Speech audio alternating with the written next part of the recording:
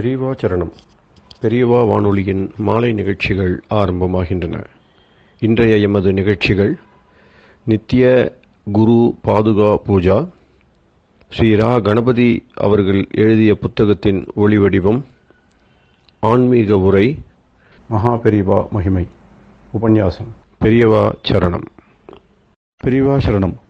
அடுத்த நிகழ்ச்சி நித்திய குரு பாதுகா பூஜை. शुक्लां भरदरं विष्णुं शशिवर्णं चतुर्भुजं प्रसन्नवदनं ध्यायेत् सर्वविघ्नोपशान्तये। ममोपात्त समस्त दुरितक्षयद्वारा श्री परमेश्वर प्रीत्यर्थं गुरुप्रसाद सिद्ध्यर्थं गुरुप्रीत्यर्थं गुरुपादपूजाम् अद्य करिष्ये। गुरुर्ब्रह्मा गुरुर्विष्णुर्गुरुर्देवो महेश्वरः गुरुः साक्षात् परब्रह्म तस्मै श्रीगुरवे नमः। अपार करुणासिन्धुं ज्ञानदं शान्तरूपिणं श्रीचन्द्रशेखरगुरुं प्रणमामि मुदान्वहम्। सदाशिवसमारम्भां शङ्कराचार्यमध्यमाम् अस्मदाचार्यपर्यन्तां वन्दे गुरुपरम्पराम्. எல்லோரும் குருவை பெரிவாளை தியானம் பண்ணிண்டு அர்ச்சனை பண்ணுவோம். அஷ்டோத்திரம். பெரியவா அஷ்டோத்திரம் பல அஷ்டோத்திரங்கள் இருக்கு. அதுல எளிமையா சுலபமா எது இருக்கோ அதை நான் இப்ப சொல்றேன். எல்லோரும் இதை கேட்டுண்டே திருப்பி சொல்ல முடிஞ்சுவா சொல்லி சொல்லி பெரிவாளுக்கு பாதத்துல ஒவ்வொரு புஷ்பத்தை அர்ச்சனை பண்ணலாம்.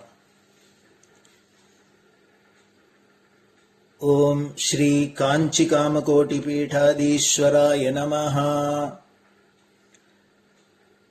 श्रीमत् चंद्रशेखरेन्द्र सरस्वती गुरुभ्यो नमः.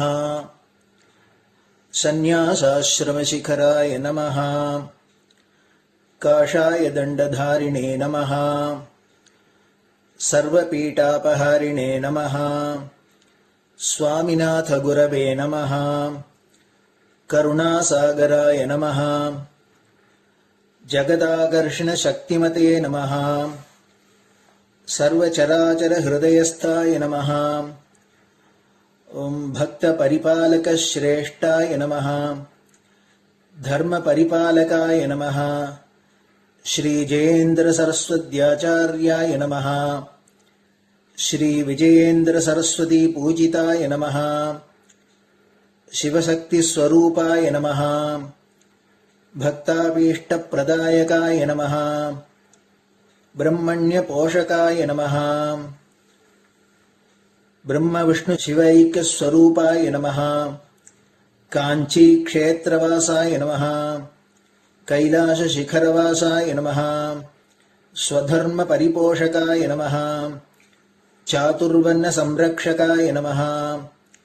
लोकरक्षण संकल्पाय नमः. ओम ब्रह्मनिष्ठापराय नमः. सर्वपापहराय नमः. धर्मरक्षक संतुष्टाय नमः. भक्तार्पितधन स्वीकर्त्रे नमः.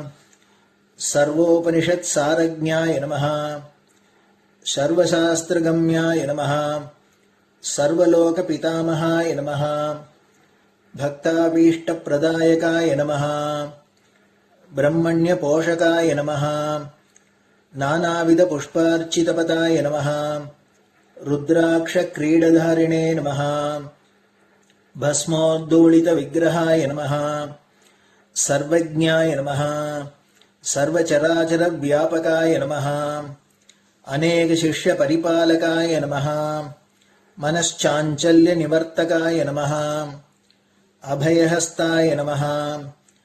भयापहाय नमः. यज्ञपुरुषाय नमः. यज्ञानुष्ठान रुचिप्रदाय नमः. यज्ञसम्पन्नाय नमः. यज्ञसहायकाय नमः. यज्ञफलदाय नमः. यज्ञप्रियाय नमः. उपमानरहिताय नमः. स्फटिक तुलसी रुद्राक्ष हारधारिणे नमः. चातुर्वर्ण समदृष्टये नमः. ऋग्यजुस्साम अथर्वणादि चतुर्वेद संरक्षकाय नमः. दक्षिणामूर्तिस्वरूपाय नमः जाग्रत् स्वप्न सुषुप्ति अवस्थातीताय नमः कोटिसूर्यतुल्यतेजोमय शरीराय नमः साधुसङ्गसंरक्षकाय नमः अश्वगज गोपूजा निर्वर्तकाय नमः गुरुपादुकपूजातुरन्तराय नमः कनकाभिषिक्ताय नमः स्वर्णबिल्वदलपूजिताय नमः सर्वजीवमोक्षदाय नमः मूकवाक्ताननिपुणाय नमः नेत्रदीक्षादानाय नमः द्वादशलिङ्गस्थापकाय नमः गानरसप्रियाय नमः ब्रह्मज्ञानोपदेशकाय नमः सकलकलासिद्धिताय नमः चातुर्वर्ण्यपूजिताय नमः अनेकभाषासम्भाषण कोविताय नमः अष्टसिद्धिप्रदायकाय नमः ओम श्री शारदामठसुस्थिताय नमः नित्यान्नदानसुप्रीताय नमः प्रार्थनामात्रसुलभाय नमः पादयात्राप्रियाय नमः नानाविधमतपण्डिताय नमः श्रुतिस्मृतिपुराणज्ञाय नमः देवयक्षकिन्नरकिंपुरुषपूज्याय नमः श्रवणानन्दकरकीर्तये नमः दर्शनानन्दाय नमः अद्वैतानन्दभरिताय नमः अव्याजकरुणामूर्तये नमः शैव वैष्णवादिमान्याय नमः श्रीशङ्कराचार्याय नमः दण्डकमण्डलोहस्ताय नमः वीणामृदङ्गसकलवाद्यनाथस्वरूपाय नमः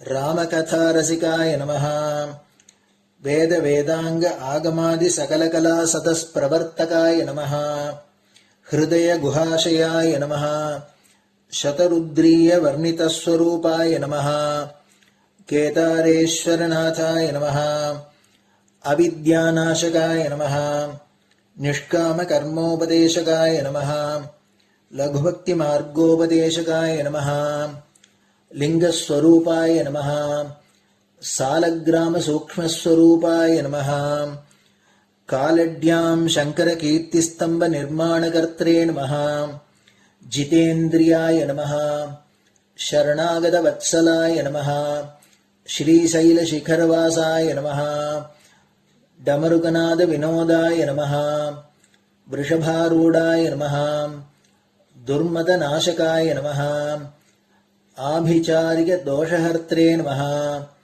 मिताहाराय नमः मृत्युविमोचकशक्त्याय नमः श्रीचक्रार्चनतत्पराय नमः दासानुग्रहकारकाय नमः अनुराधानक्षत्रजाताय नमः सर्वलोकख्यातशीलाय नमः वेङ्कटेश्वरचरणपद्मषट्पदाय नमः श्री महात्रिपुरसुन्दरी समेत श्री चन्द्रमौलीश्वर पूजाप्रियाय नमः श्रीमच्चन्द्रशेखरेन्द्र सरस्वती सद्गुरु परब्रह्मणे नमः गुरुभ्यो नमः परमगुरुभ्यो नमः परमेष्टिगुरुभ्यो नमः परात्परगुरुभ्यो नमः गुरुपरम्पराभ्यां नमः गुरुपादुकाभ्यां नमो नमः.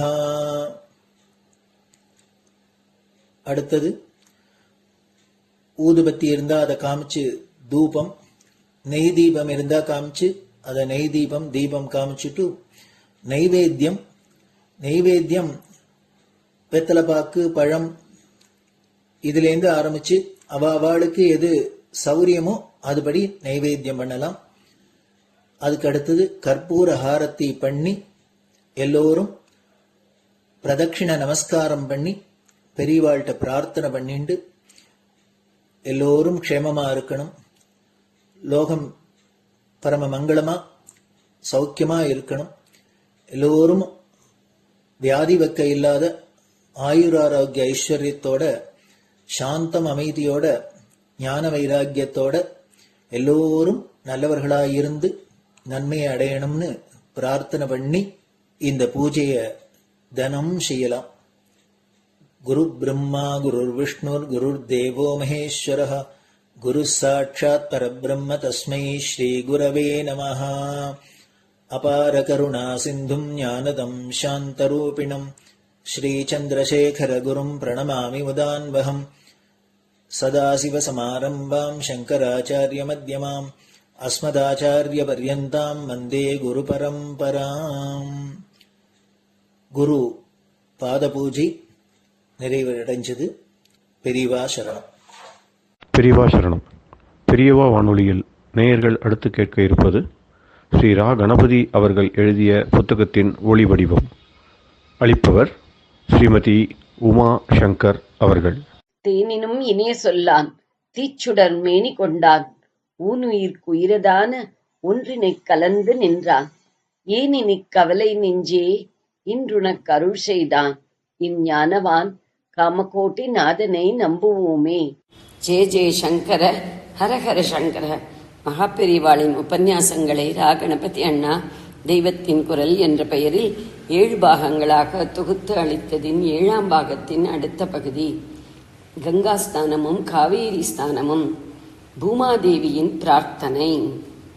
இப்படி சாகிற சமயத்தில்தான் நரகாசுரன் தான் அழிந்த தினத்தை லோகமெல்லாம் மங்கள ஸ்நானம் பண்ணி மங்களோத்சவமாக கொண்டாடி மகிழ வேண்டும் என்று வேண்டிக் கொண்டதாக ஒரு வருஷன். பரம மங்களம் கங்கா ஸ்நானமே. அந்த ஸ்நான புண்ணியம் எந்த ஜலத்தில் ஸ்நானம் பண்ணுகிறவருக்கும் அன்றைய தினத்தில் கிடைக்க வேண்டும் என்று பிரார்த்தித்துக் கொண்டார். இன்னொரு கதைப்படி நரகனின் தாயாரான பூமாதேவி இப்படி பிரார்த்தித்து வரம் பெற்றதாக இருக்கிறது.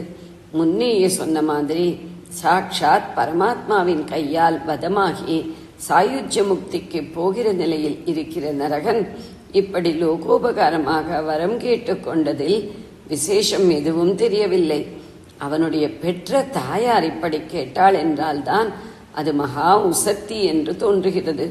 தன் பிள்ளை எத்தனையோ வருஷமாக லோகத்தை அழவைத்ததற்கு பிராயச்சித்தமாக எதிர்காலத்தில் வரப்போகிற அத்தனை வருஷமும் ஜனங்கள் அவன் பேரை சொல்லிக்கொண்டு தங்கள் வாழ்க்கை போராட்ட அழுகைகளை மறந்து ஆனந்தமாக பண்டிகை கொண்டாட வேண்டும் என்று நினைத்து இப்படி வரம் கேட்டாள்.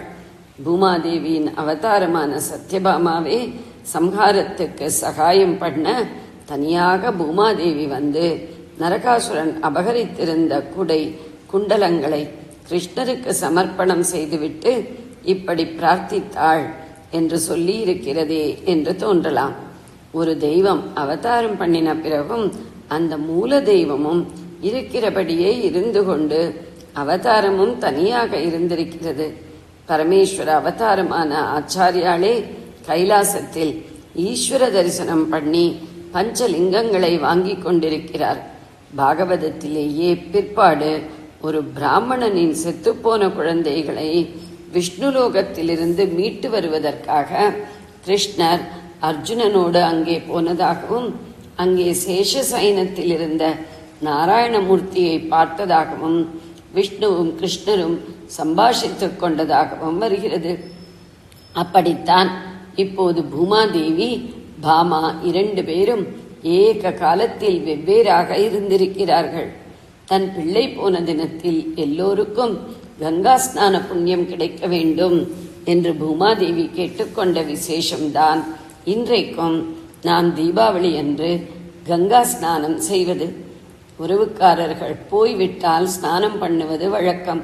எதுவாவது உபயோகமில்லை என்று முடித்துவிட்டால் முழுக்கு போட்டுவிட்டேன் என்கிறது. இதனால்தான் செத்து போனதாலேயே லோகத்துக்கெல்லாம் உபகாரம் பண்ணின நரகாசுரனை அத்தனை பேரும் எத்தனையோ தலைமுறைகளாக உறவுக்காரனாக நினைத்து வருஷா வருஷம் அவனுக்காக முழுக்கு போடும்படி அவனுடைய அம்மா செய்திருக்கிறாள். ஆனால் இது துக்க முழுக்கு இல்லை, சந்தோஷ முழுக்காக இருக்க வேண்டும் என்றே அவள் இதை மங்கள ஸ்நானமாக, அதாவது எண்ணெய் தேய்த்து கொண்டு செய்யும் ஸ்நானமாக பண்ணினாள். துக்க முழுக்கானாலும் உபவாச விரதானுஷ்டத்துக்கான மடியான ஸ்நானமானாலும் பச்சை தண்ணீரில் தான் குளிக்க வேண்டும். ஆனால் இதுவோ சந்தோஷமான பண்டிகை அல்லவா? அதனால்தான் எண்ணெய் தேய்த்து கொண்டு அப்புறம் வெந்நீரில் ஸ்நானம் செய்ய வேண்டும் என்றும் வித்தியாசமாக அவள் வரம் வாங்கி வைத்திருக்கிறாள். ஐப்பசி மாதம் அடைமழை என்பது வசனம். அதிலே எண்ணெய் தேய்த்து பச்சை தண்ணீர் ஸ்நானம் செய்தால் குளிர் நடுக்கும், ஜலதோஷம் ஜுவரம் வரும், நரகாசுரனை சபிப்போம். அதனால்தான் ஹிதமாக சௌக்கியமாக வெந்நீர் ஸ்நானம் பண்ணும்படி வேண்டிக் கொண்டிருக்கிறாள். இதிலே இன்னொரு புதுமை, சூரியோதயத்துக்கு முன்னாடியே அபியங்கனம் எண்ணெய் குளியல் பண்ணக்கூடாது என்பது விதி.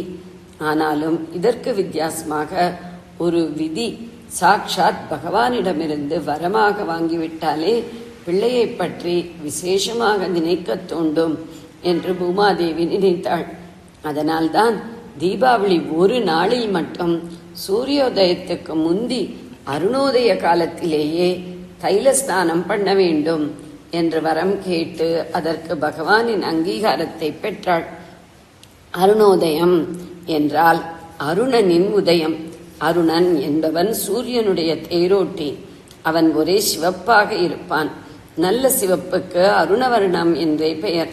ஆனை வரும் பின்னே மணி ஓசை வரும் முன்னே என்கிறது போல் சூரியன் அடிவானத்தில் தெரிகிறதற்கு ஒரு முகூர்த்த காலத்துக்கு முந்தியே அங்கே சிவப்பு பரவ ஆரம்பித்து விடுவதைத்தான் அருணோதயம் என்பது. ஒரு முகூர்த்தம் என்பது 2 நாழி, அதாவது 48 நிமிஷம். தீபாவளி அன்று சூரியோதயத்துக்கு ஒரு முகூர்த்தம் முந்தியே எண்ணெய் தேய்த்து குளிக்க வேண்டும். விடிவதற்கு முன்னால் அபியங்கனம் செய்து கொள்ள வேண்டும் என்பதற்காக ராத்திரி 2 மணி 3 மணிக்கே ஸ்நானம் செய்வது தப்பு. இந்த ஸ்நானத்திலே நாம் வைத்துக் கொள்கிற எண்ணெயில் லக்ஷ்மி தேவி வாசம் பண்ண வேண்டும் என்றும் குளிக்கிற வெந்நீரில் கங்காதேவி வசிக்க வேண்டும் என்றும் பூமாதேவி கேட்டுக்கொண்டாள்.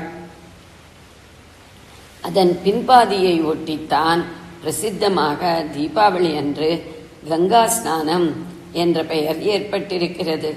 ஆனால் தைலத்தில் லக்ஷ்மி என்பதை நாம் மறந்துவிட்டோம். என்றாலும் அதுதான் தீபாவளி கதையை பூமாதேவியோடு மட்டுமல்லாமல் ஸ்ரீதேவியுடனும் சேர்த்து வைக்கிறது. வடக்கே தீபாவளியை விசேஷமாக லக்ஷ்மி பூஜையாகவே செய்து வியாபாரிகள் புதுக்கணக்கு ஆரம்பிக்கிறார்கள். இதிலேயும் பூமாதேவியின் பெருமை தெரிகிறது. தன்னை எந்த தினசிலும் பெருமைப்படுத்திக் கொள்ளாமல் சக்களத்தியான ஸ்ரீதேவிக்கும் பரமேஸ்வரனின் பத்னி ஸ்தானத்தில் நினைக்கப்படும் கங்காதேவிக்குமே பண்டிகையில் சம்பந்தம் இருக்கும்படி செய்திருக்கிறாள். கங்காதரன் என்று ஈஸ்வரனுக்கு பேரிருப்பதால் கங்கை என்றவுடன் சிவசம்பந்தமானது என்று தோன்றினாலும் அதற்கு விஷ்ணு சம்பந்தமும் நிரம்ப உண்டு. வாமன பிரம்மச்சாரி திரிவிக்ரமனாக வளர்ந்து லோகம் முழுவதையும் முதலடியால் அளந்துவிட்டு தேவலோகத்தை 2ஆம் அடியால் அளந்த போது பிரம்மா ஓடோடி வந்து அந்த பாதத்தில் வார்த்த தீர்த்தம்தான் ஆகாச கங்கையாயிற்று. அந்த கங்கையின் ஒரு தாரையையே பகீரதன் தன்னுடைய பித்ருக்களை கடைத்தேற்றுவதற்காக பூலோக கங்கையாக கொண்டு வர தபஸ் பண்ணினான். ஆகாச தாரையின் வேகத்தை பூமி தாங்க முடியாது என்றே பரம கருணாநிதியான ஈஸ்வரன் அதை தம் ஜட்டாபாரத்தில் தாங்கி அடக்கி பூமி தாங்கும்படியான வேகத்தில் கட்டுப்படுத்தி விட்டார். ஆகக்கூடி கங்கைக்கு விஷ்ணு சிவன் இருவர் சம்பந்தமும் இருக்கிறது. தன் பிள்ளையின் நினைவுக்காக புதிதாக ஒன்றை பண்ணிவிட்டால் மட்டும் போதாது, அதனால் சகல ஜனங்களும் சந்தோஷப்பட்டு விட்டாலும் போதாது, அவர்களுக்கு புண்ணியமும் கிடைக்கும்படி செய்ய வேண்டும் என்றுதான் தைலத்தில் லக்ஷ்மியின் சாநித்தியமும் வெந்நீரில் கங்கா சாநித்தியமும் இருக்கும்படி பூமாதேவி செய்தாள். கீதை தீபாவளியின் தம்பி. கங்கை சிவசம்பந்தமா விஷ்ணு சம்பந்தமா என்பதை பூமாதேவி நினைக்கவில்லை. சைவ வைஷ்ணவ வித்தியாசமில்லாமல் சமஸ்த ஜனங்களும் புண்ணிய தீர்த்தங்களுக்குள் அக்ர முதன்மை ஸ்தானம் தருவது கங்கைக்குத்தானே. அதனால் தீபாவளி ஸ்நானத்துக்கு கங்கா ஸ்நான பலன் ஏற்பட வேண்டும் என்று வரம் பெற்றாள். சாதாரணமாக எந்த க்ஷேத்திரத்தின் ஸ்தல புராணத்தை பார்த்தாலும் இது காசிக்கு சமமானது அல்லது காசியையும் விட உசந்தது என்றே இருக்கும். இப்படி ஒரு க்ஷேத்திரத்தை மற்ற எந்த க்ஷேத்திரத்தோடும் கம்பேர் பண்ணாமல் காசியோடேயே எல்லா க்ஷேத்திரங்களையும் ஒப்பிட்டிருப்பதாலேயே காசிதான் க்ஷேத்திர ராஜா என்று தெரிகிறது. இப்படியே மற்ற புண்ணிய தீர்த்தங்களை பற்றிய புராணங்களிலும் அவற்றை ஒன்றோடொன்று ஒப்பிட்டு உசத்தி சொல்லாமல் அந்தந்த நதியையும் பற்றி இது கங்கா துல்லியமானது அல்லது கங்கையை விட விசேஷமானது என்றுதான் சொல்லி இருக்கும். இதனாலேயே கங்கை தான் தீர்த்தங்களில் தலை சிறந்தது என்று ப்ரூவ் ஆகிறது. நம் ஆச்சாரியாலே பகவத்கீதா கிஞ்சித் அதீதா கங்கா ஜலலவ கணிகா பீதா சக்ருத பியேன முராரி சமர்ச்சா கிரியதே தஸ்ய யமேன ந சர்ச்சா என்று பஜகோவிந்தத்தில் சொல்கிறார். எவன் கொஞ்சமாவது கீதா பாராயணம் பண்ணி துளியாவது கங்கா தீர்த்தத்தை பானம் பண்ணி ஒரு தடவையாவது முராரிக்கு அர்ச்சனை பண்ணுகிறானோ அவனுக்கு யமனிடம் விவகாரம் ஒன்றுமில்லை. அதாவது யமலோகத்துக்கு நரகத்துக்கு போகாமல் புண்ணியலோகத்துக்கு அவன் போகிறான் என்று அர்த்தம். நமனை அஞ்சோம் என்று அப்பர் சுவாமிகளும் நலியும் நரகும் நைந்த நமனுக்கு இங்கு யாதொன்றுமில்லை என்று நம்மாழ்வாரன் சொன்ன மாதிரி கங்கா தீர்த்த பானம் பண்ணினவனிடம் யமனுக்கு ஜூரிஸ்டிக்ஷன் ஆணையல்லை இல்லை என்று பகவத் பாதாள் சொல்கிறார். இந்த ஸ்லோகத்தில் ஒரு ஆச்சரியம்.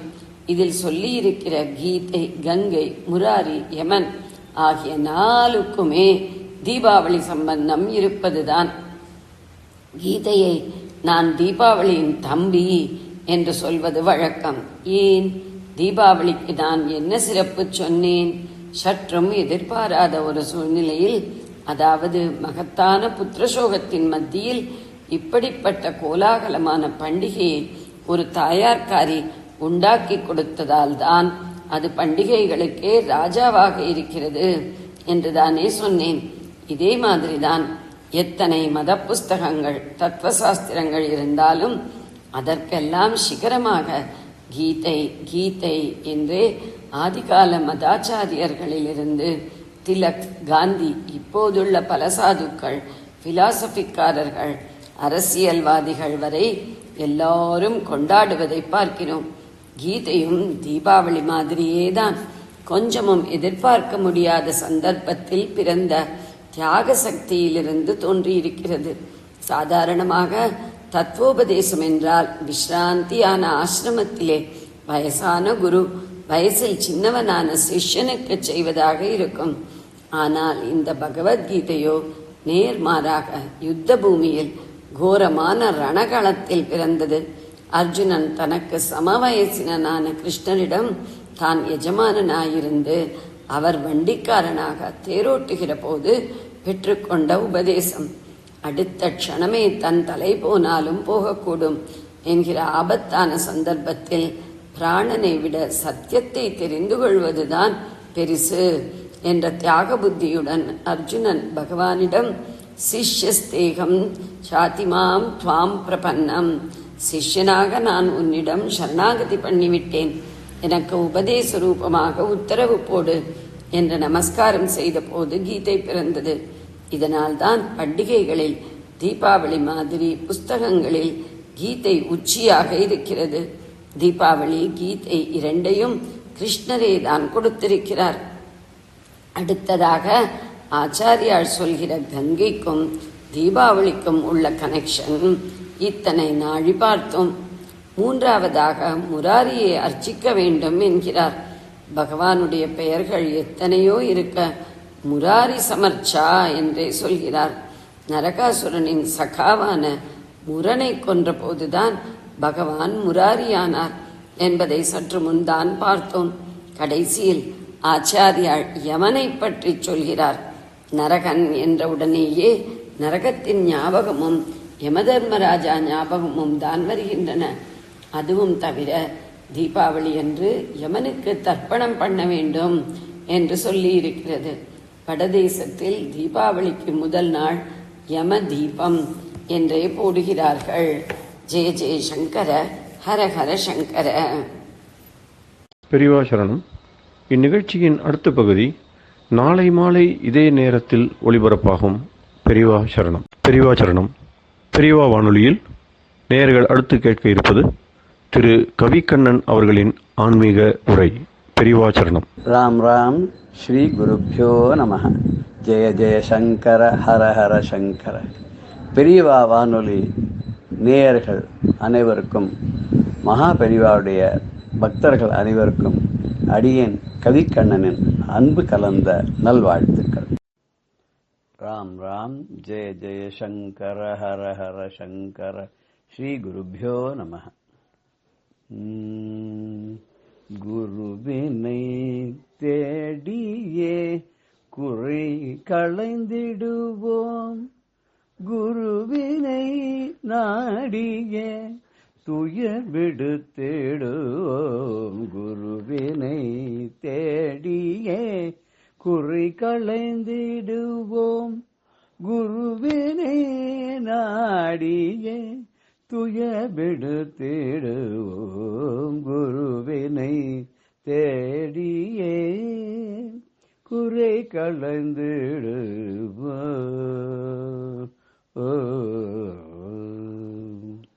குருவினை பாடிய நலம் எய்திடுவோம், குருவினை பாடிய நலம் எய்திடுவோம். குருவே சரணன கொண்டாடுவமே, குருவே சரணன கொண்டாடுவமே. குருவினை தேடியே குறை களைந்திடுவாம். குருவே தந்தை தாயும் அவர், குருவே தந்தை தாயும் அவர். குருவே உற்றனல் தோழரும் அவர், குருவே உற்றனல் தோழரும் அவர். குருவே நம்மை இறைபால் சேர்ப்ப, குருவே நம்மை இறைபால் சேர்ப்ப.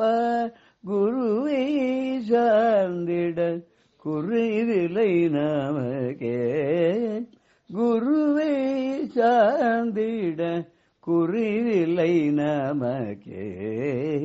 குருவினை தேடியே குறை களைந்திடுவோம், குருவினை நாடியே துயவிடு தேடும். குருவினை தேடியே குறை களைந்திடு.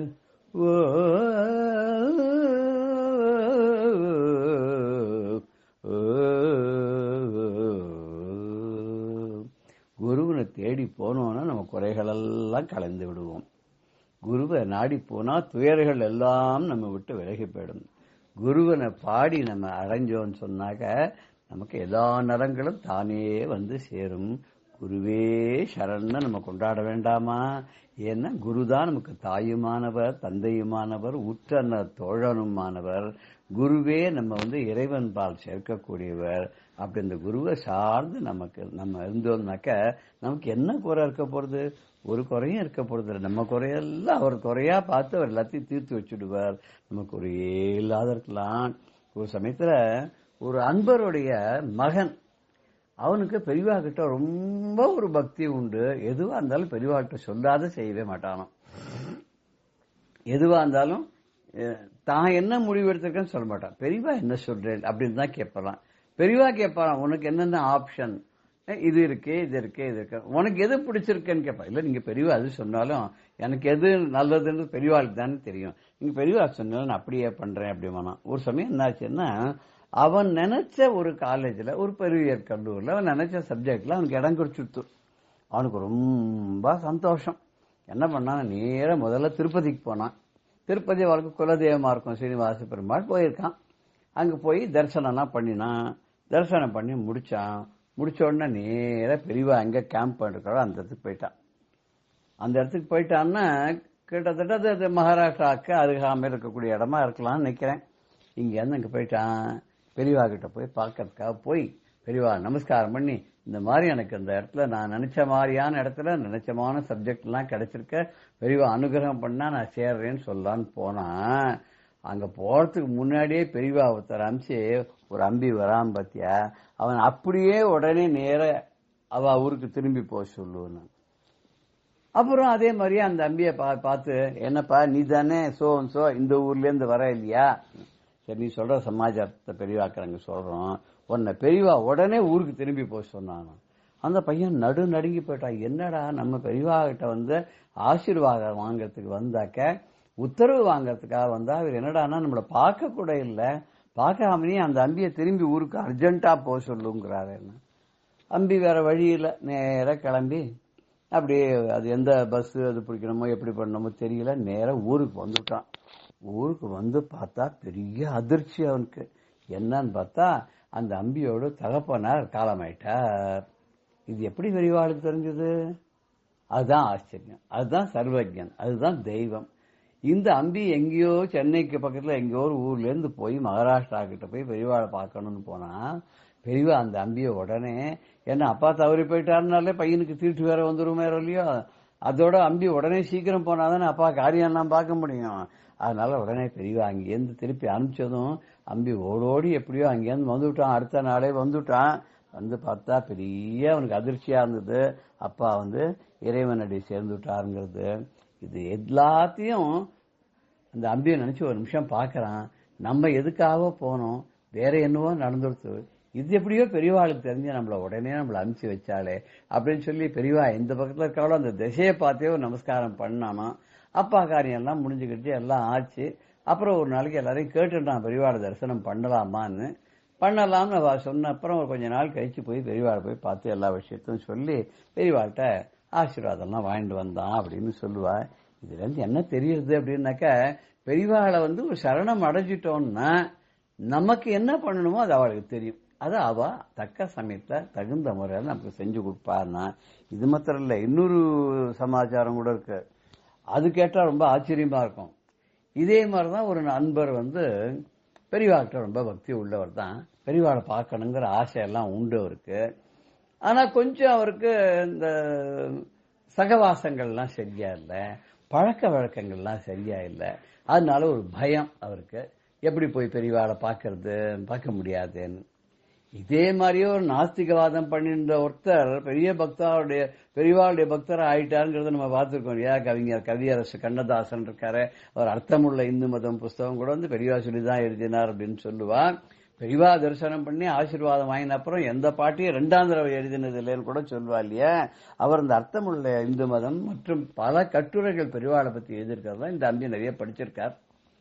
படிச்சுட்டு ரொம்ப ஆசை மேலனால நம்ம ஒரு தடவை போய் பெரியவாளை எப்படியும் பார்த்துட்டு வந்துடலாம், பார்த்துட்டு வந்துடா நம்முடைய கெட்ட பழக்கங்கள்லாம் நம்மளை விட்டு போயிடும், பெரியவா அனுகிரகம் கிடைச்சாலே போறோம், பெரியவாளுடைய பார்வைப்பட்டாலே நம்ம தெரிஞ்சிடுவோம்னு நம்பிக்கை ஏதோ தோணிருக்கு. நல்ல நேரம் போல் இருக்கு.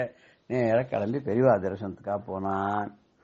பெரியவாளை பார்த்துட்டு சாப்பிட்டாங்க, நமஸ்காரம் பண்ணி ஒரு ருத்ராட்ச மாலை கையில வாங்கிட்டு போயிருந்தான். அதை பெரியவா கையில கொடுத்து நீங்க ஆசீர்வாதம் பண்ணி கொடுக்கணும் அப்படின்னு சொல்லலாம் அப்படின்னு நினைச்சுட்டு பெரியவா கையில கொடுத்தான். பெரியவா என்ன பண்ணிட்டான்னா அந்த ருத்ராட்ச மாலையை வாங்கிண்டா, கொஞ்ச நாள் கையில வச்சிருந்தா, கழுத்துல போட்டுக்கிட்டான். இந்த அம்பி அடடா நம்ம பெரியவா கிட்ட ஆசீர்வாதம் வாங்கி இந்த ருத்ராட்ச மாலையை வாங்கிட்டு போனோம், நம்ம கழுத்துல போட்டுக்கணும், இதனால நமக்கு நல்ல பழக்கங்கள்லாம் வரும்னு நினைச்சா பெரியவா அது தூக்கி கழுத்துல போட்டுட்டாளே அப்படின்னு நினைக்கிறானாம். நினைச்சிட்டு கொஞ்ச நாள் கழிச்சு பெரியவா கேட்கிறா, நீ எங்க இருக்க, என்ன படிச்சிருக்க, என்ன வேலை பார்க்கற, எப்படி இருக்க, ஏது இருக்க, நீ எப்படி இங்க வந்த, இதுக்கு முன்னாடி வந்திருக்கியா, நிறைய பல கேள்விகள் எல்லாம் கேட்டு எல்லாம் பண்றான். அம்பி சொன்னா இது வரைக்கும் நான் வந்ததே இல்லை, ஆனா பெரியவா தரிசனம் பண்ணணுங்கிறது மாத்திரம் எனக்கு ரொம்ப ஆசை, ஆனா அதுக்கு உண்டான தகுதியெல்லாம் எனக்கு இல்லாதனால நான் வரவே இல்லை. அப்புறம் இந்த மாதிரி கவியரசு கண்ணதாசருடைய புஸ்தகம் எல்லாம் பார்த்த உடனே நானே மனசை தீர்த்திட்டு தைரியத்தை வரவழைச்சுன்னு வந்துட்டேன் அப்படின்னு சொல்லி எனக்கு நீங்க ஆசீர் பண்ணணும், நான் நல்லபடியா வாழறதுக்கு நீங்க தான் அனுகிரகம் பண்ணணும் அப்படின்னு சொல்லி கேட்டுனா. கேட்ட உடனே இவனே எதிர்பார்க்கல, கண்ணீரும் கம்பலையுமா நின்றுட்டு இருக்கான்னா பெரியவா உடனே தன் கழுத்துல மாட்டின்ற அந்த மாலையை திருப்பி எடுத்தா, திருப்பி கையில கொஞ்ச நாள் வச்சிருந்தா, ஏதோ ஜபம் பண்ணா, அவன் கையில கொடுத்து இதை போட்டுக்கோ போ, இதை கழுத்துல பூம் போட்டுட்டேரு, எல்லாம் நன்னா இருக்கும், எல்லாம் க்ஷேமமா சௌக்கியமா சந்தோஷமா இருப்பேன் அப்படின்னு கொடுத்தாவன். கொடுத்த உடனே அவனுக்கு ரொம்ப சந்தோஷமா போயிடுத்து. நம்மளே எதிர்பார்க்கல, வெறிவா சுண்டுருவா போல் இருக்க, நம்ம மலை ஏத்துண்டா போல் இருக்குன்னு நினைச்சுட்டா அவர் வந்துட்டு நம்ம நினைச்ச மாதிரியே கொடுத்துருவாரு. அந்த கழுத்துல போட்டுட்டாலாம். கொஞ்சம் கொஞ்சமா அம்பிக்கை நல்ல மனசு வந்துடுத்து, நல்ல எண்ணங்கள்லாம் வந்துடுத்து, நல்லவாளுடைய பழக்க வழக்கங்கள்லாம் வந்துடுத்து, உபன்யாசம்லாம் கேட்கிற பழக்க வழக்கம்லாம் வந்துடுத்து. அப்புறம் வாரம் அல்ல 15 நாளைக்கு ஒரு தடவை பெரியவா இருக்கிற கேம்ப் பண்ற இடத்துக்கு போய் பார்த்து பெரியவா தரிசனம் பண்ணிட்டு ஆசீர்வாதம் வாங்கிட்டு வர மாதிரி அந்த பையன் அம்பி மாறி போயிட்டான்னா, இது பெரியவாளுடைய பார்வையே நம்மளை மாற்றிடும், பெரியவாளுடைய எண்ணங்கள் நம்மளை மாற்றிடும், பெரியவா அனுகிரகம்னு பிரசாதம் கொடுத்தாலும் நம்மளை மாற்றிடும். நம்ம கண்டவாட்ட போய் ஏமாறாம பெரியவா கிட்ட போய் மாறதான் எவ்வளவோ நல்லதுன்னு இதுல இருந்து தெரியுது இல்லையா. ஏதே சங்கர ஹர ஹர சங்கர ஸ்ரீ குருபியோ நமஹ. ராம் ராம். பெரியவா சரணம். இந்நிகழ்ச்சியின் அடுத்த பகுதி நாளை மாலை இதே நேரத்தில் ஒளிபரப்பாகும். பெரியவா சரணம். பெரியவா சரணம். அடுத்த நிகழ்ச்சி மகா பெரியவா மகிமை உபன்யாசம். வழங்குபவர் பிரம்மஸ்ரீ கணேச சர்மா அவர்கள். ஒருத்தர் சர்மஸ்லோகம் அப்படின்னு சொல்லுவா. ஒருத்தர் காலமானா அவளோட அந்த பெருமையெல்லாம் குணாதிசயங்கள்லாம் ஏன் சொல்றது அப்படின்னா வேற ஒண்ணும் இல்லை. அவ போயிட்டாலும் அந்த சரீரம் போயிட்டாலும் அவளோட இந்த குணங்கள்லாம் இருக்கு. இதெல்லாம் நாம அடாப்ட் பண்ணலாம், புரிஞ்சுக்கலாம். புரிஞ்சுன்னு அதோட பெருமையை நாமெல்லாம் கடைபிடிக்கலாம் அப்படிங்கிறதுக்காக தான் அதை சொல்றது, அந்த குணாதிசயங்களை சொல்றது. குறிப்பா காந்தியை பத்தி நாம அவரோட தியாகம், சீலம் முதலான எல்லாத்தையும் நாம கொண்டாடுறோம். அவரோட பக்தியை முக்கியமா கொண்டாடணும். பெரியவா தான் சொல்றார். அதாவது ஒரு பொது வாழ்வில் இருக்கிறவா, குறிப்பா அரசியலில் இருக்கிறவாளுக்கெல்லாம் என்ன இருக்கணும் அப்படின்னு ஒரு பக்தி இருந்ததுனாலே அவளோட சுய வாழ்க்கையில ஒரு நேர்மையா நன்னடத்தையோட இருக்கிறதுக்கு அது ரொம்ப முக்கியமான உதவி பண்ணும். ஏன்னா ஈஸ்வரன் ஒருத்தர் இருக்கார், அதுக்கு பயந்து நாம நடக்கணும். தர்மம் அதர்மம் பாபம் புண்ணியம் அப்படிங்கிறதெல்லாம் இருக்கு அப்படிங்கிற ஒரு பயம் இருந்தாதான் நம்ம வாழ்க்கையில நேர்வழியில போக முடியும் இல்லையா. நமக்கு தோணினதை பண்ணுவோம், நம்ம இஷ்டப்படி இருப்போம். அப்போ நமக்கு அந்த சுயநலத்தினால என்ன ஆயிடும் அப்படின்னு, நம்மளோட சௌக்கியம் நம்மளோட நலன் தான் முக்கியமா இருக்கும். வேற எதை பத்தியும் நமக்கு ஒரு லட்சியம் இருக்காது. அதுக்காக தான் பக்தியை ரொம்ப முக்கியமா சொல்லியிருக்கு. அந்த மனுஷன் நேர் வழிபடணும், மனுஷன் மனுஷனா இருக்கணும் அப்படின்னா அவனுக்கு நல்ல குணங்கள்லாம் வரணும்னா அதுக்கு பக்தியை முக்கியமா சொல்றதுக்கு காரணம், அந்த பக்தி இருந்ததுனாலே அந்த ஒரு பாப புண்ணியம் ஈஸ்வரன் பயம் இருந்ததுனாலே நமக்கு நம்ம வாழ்க்கையில இஷ்டத்துக்கு போகாத ஒரு நேர்வழியில போறாப்புல இருக்கும். அந்த காந்திகிட்ட நாம முக்கியமா எடுத்துக்க வேண்டியது அவரோட எளிமை, அவரோட பக்தி. அந்த எளிமையும் பக்தியும் நாம கடைபிடிக்கணும். அதற்காக தான் அந்த திருப்பி அந்த மறைவு செய்தியிலையும் இதெல்லாம் திருப்பி வலியுறுத்தி பெரியவா சொல்லியிருந்தா. அப்புறம் அந்த சாதுர்மாசத்தை முடிச்சுன்னு பெரியவா தஞ்சாவூர் ஜில்லாவுக்கு திருப்பி யாத்திரையில போறதே 1948 வருஷம் மாயவரத்துல இருந்தா. மாயவரத்துல இருக்கிறது தேதியூர் சுப்பிரமணிய சஷில் அப்படின்னு ஒரு பெரிய மகா பண்டிதர். அவர் பக்கத்துல உபன்யாசத்துக்காக அங்க போயிருந்தார், மாயவரத்துல இருந்தார். அப்படி இருக்கிறதே பெரியவா அங்க இருக்கிறதுனால பெரியவாளை தரிசனம் பண்ணி 1008 ரூபா காணிக்க சமர்ப்பிச்சார். அதாவது அவர் அந்த உபன்யாசத்துல என்ன வந்ததோ அதை அப்படியே பெரியவாளுக்கு காணிக்கையா கொடுத்தார். அப்படின்னா 1948 வருஷம் 1008 ரூபாங்கிறது ரொம்ப பெரிய காணிக்க சம்பாவனை. அது தேதியூர் சஷிலுக்கு அப்படி தோணி இருக்கு, பெரியவாளை பார்த்தோன்னு இப்படி காணிக்க கொடுக்கணும் அப்படின்னு. அவரை எப்படி எல்லாம் கௌரவிக்கணுமோ பெரியவா கௌரவிச்சு அனுப்பிச்சா. அந்த வருஷம் கொச்சி மகாராஜாக்கு தரிசன கலாநிதி அப்படிங்கிற பட்டத்தை கொடுத்தா. எர்ணாகுளத்துல விசேஷமா தர்பார் நடந்தது, சதஸ் நடந்தது. அதுல மடத்திலேருந்து அதுக்குண்டான ரெப்ரசன்டேட்டிவ்ஸ்லாம் அனுப்பிச்சு பிரசாதங்களோடலாம் அதுக்குண்டான தக்க சன்மானங்களோடெல்லாம் அனுப்பிச்சு கொச்சி மகாராஜாவுக்கு தரிசன கலாநிதிங்கிற பட்டத்தை கொடுத்தா. எல்லாருமே ஆஸ்திகர்களாக தான் இருந்திருக்கார். நாடாண்ட ராஜாக்களா இருக்கட்டும் யாரா இருந்தாலுமே ஆஸ்திகர்களா இருந்திருக்கிறதுனால தான் பெரியவா அதெல்லாம் பாராட்டுறா. அப்புறம் 1949 வருஷம் சாதுர்மாசியத்துக்காக திருடமருதூருக்கு வந்தா. மத்தியார்ஜுனம் அப்படிங்கிற உயர்ந்த க்ஷேத்திரம் அந்த திருடமருதூர்ல இந்த 1949 1950 வருஷம் 2 வருஷத்து சாதுர்மாசியம் இந்த திருவிடமருதூர்லயே தான் நடந்தது. முன்னமே பார்த்திருக்கோம், பெரியவாளோட மூதாதையர்கள்லாம் தாத்தா காலம் வரைக்கும் இந்த திருடமருதூர்ல தான் வாசம் பண்ணி இருந்திருக்கா. இந்த இளையாத்தங்குடி பெரிவா அப்படின்னு சொல்லக்கூடிய காஞ்சி காமகோடி பீடத்துல 65வது பீடாதிபதிகளா இருந்தவர். அவர் அவதாரம் பண்ணினதும் இந்த திருடமருதூர்ல தான், மத்தியார்ஜுனத்தில் தான். அவரோட பூர்வாசிரம பேரே மகாலிங்கம் அப்படிங்கிறதான் பேரு. பெரிவாளோட பரமேஷ்டி குரு. அப்படி இந்த திருடமருதூர் ரொம்ப உயர்ந்த க்ஷேத்திரம். மகாலிங்க சுவாமி, பிருகத் சுந்தர குஷாம்பிகா, பட்டினத்தார் அங்கேயே இருந்தார், பர்தகிரியார் அங்கேயே இருந்தார், ஸ்ரீதர வெங்கடேஷ் ஐயாவள் அப்படியே மகாலிங்கத்தோட ஜோதிஸ்வரூபமா ஐக்கியமாயிட்டார். ஜோதிர் மகாலிங்கம் அப்படின்லாம் சொல்லக்கூடிய ரொம்ப உயர்ந்த க்ஷேத்திரம். அந்த திருடமருதூரில் தான் 1949 50ஆம் வருஷம் பெரியவா சாதுர்மாசத்தை பண்ணினா. இந்த திருடமருதூரில் தான் பெரியவாளுக்கு பின்னால சிஷ்யரா வரப்போற ஸ்ரீமத் ஜெயேந்திர சரஸ்வதி சுவாமிகள் வேதாத்தியனம் பண்ணிடுது இந்த திருடமருதூர்ல. அப்படி பல சிறப்பு உண்டு இந்த திருடமருதூருக்கு. அந்த சாதுர்மாசம் 49ஆம் வருஷம் அங்க இருக்கிறதே ஒரு அதிருத்ரம் பண்ணினா. முன்னமே பார்த்தோம் 1942ஆம் வருஷம் உலக மகா யுத்தம் நடந்ததுனால அதுல உபாதைகள்லாம் போகணும், தோஷங்கள்லாம் போகணும், எல்லாருக்கும் சுபேட்சம் ஏற்படணும் அப்படிங்கிற 2 அதிருத்ரம் 1942ஆம் வருஷமே, ஒன்னு பூவனூர்ல இன்னொன்னு நத்தம்ங்கிற இடத்துல 2 அதிருத்ரம் நடந்தது அப்படின்னு பார்த்தோம். இப்ப 49ஆம் வருஷம் திருடமருதூர்லயும் ஒரு அதிருத்ரம் பெரியவா பண்ணினா. ரொம்ப விமர்சையா நடந்தது. அதுல பல வேத வித்வான்கள்லாம் கூடி கிட்டத்தட்ட 200க்கும் மேல வேத வித்வான்கள்லாம் இருந்து பார்த்தாலே சந்தோஷமா இருக்கும், ஆச்சரியமா இருக்கும், அபூர்வமா இருக்கும். அப்படி அதிருத்ரம் நடந்தது. அதுல இந்த திருடமருதூர்ல போய் இருக்கிறதே, அந்த திருடமருதூர்ல பல பக்தர்கள். அதுல சுந்தராம்பா அப்படின்னு ஒரு பக்த, பரம பக்த பெரியவா பிற்காலத்துல தன்னோட பக்தா எப்பொழுதும் தன்னையே நினைச்சுட்டு இருக்கிறவா அப்படின்னு சொன்ன லிஸ்ட்ல இந்த சுந்தராம்பாளும் ஒருத்தர். பிற்காலத்துல பெரியவா உத்தரப்படி காசியில போய் இருந்து, காசியில அந்த அம்மா காலமானா அப்படின்னு நினைக்கிறேன். ஏன்னா காசியில போனாலே அங்க பிராணனை விட்டாக முக்தி அப்படின்னு சொல்றதுனால, மரணம் காசியில ஏற்பட்டா முக்தி அப்படின்னு சொல்றதுனால இந்த சுந்தராம்பா அங்கதான் இருந்தா. அப்படி ஒரு பெரியவா தன்னோட பக்தா லிஸ்ட்ல பேரு சொன்ன ஒரு பக்த இந்த சுந்தராம்பா. பிஜி பால் நீலகண்டையர் அப்படின்னு இருந்தா.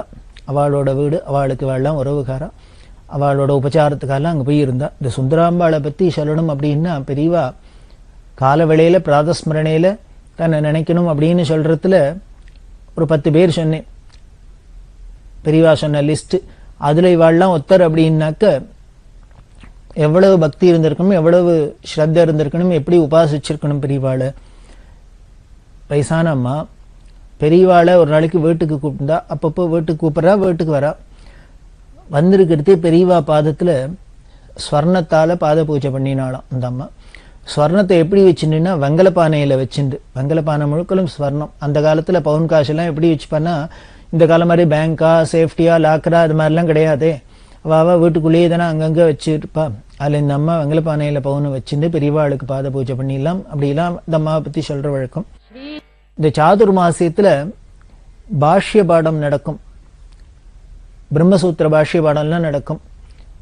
அதை விசாரம், வேதாந்த விசாரம் பண்ணும். இந்த 2 மாசமும் சன்னியாசியில் உட்காந்து சும்மா உட்கார்ந்து இருக்க முடியாது. என்ன பண்றது, அவளுக்கு ஏதான உபயோகமா தெரியணுமே, காரியம் நடக்கணுமே. அதனால பாஷ்ய பாடங்கள் நடக்கிறது அப்படின்னு ஒரு சம்பிரதாயம். இந்த பாஷ்ய பாடம் நடந்ததுக்கு பொதுவா நமது சம்பிரதாயத்துல இந்த அதிகாரி பேதங்கள்லாம் உண்டு.